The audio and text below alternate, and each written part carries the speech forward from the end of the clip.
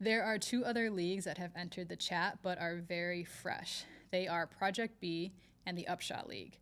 So Project B has been in conversation for nearly 2 years, but mostly under the radar, and it is now expected to launch in the fall of 2026.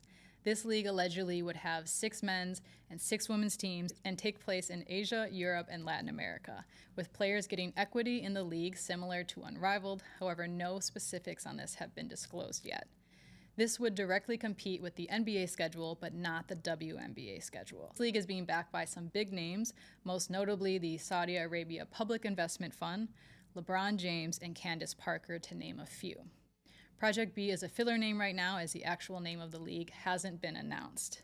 They are also claiming that they will be paying much higher salaries than the WNBA for the women's league. The style of play would also be 5-on-5, and there have been no actual players announced yet for this league, so there is still a ton that we don't know that is still unfolding.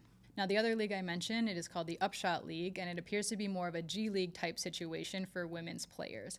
It's expected to start in May 2026, and it will take place in the US. In the South particularly, including North Carolina, Georgia, and Florida, which the WNBA is currently lacking teams in the South, with only Atlanta and Texas having teams right now.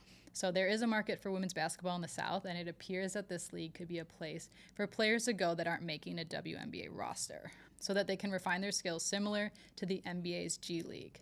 So if a player gets cut, they can go to this league and still play here in the US and not have to go overseas, as the league would take place May through September, directly competing with the WNBA schedule. It's very interesting to me that there are so many other leagues popping up right now in women's basketball. I think people are seeing how the WNBA is, I don't want to say crumbling, but struggling right now and very clearly not treating their players right.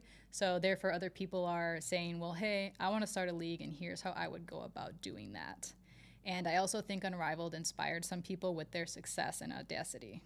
Overall, I think more leagues are better. It gives players some options and opportunities to make money. I think it's bad for the WNBA since there's more competition with legs to compete with them, but the WNBA can still recover from this. They just need to pay their players more.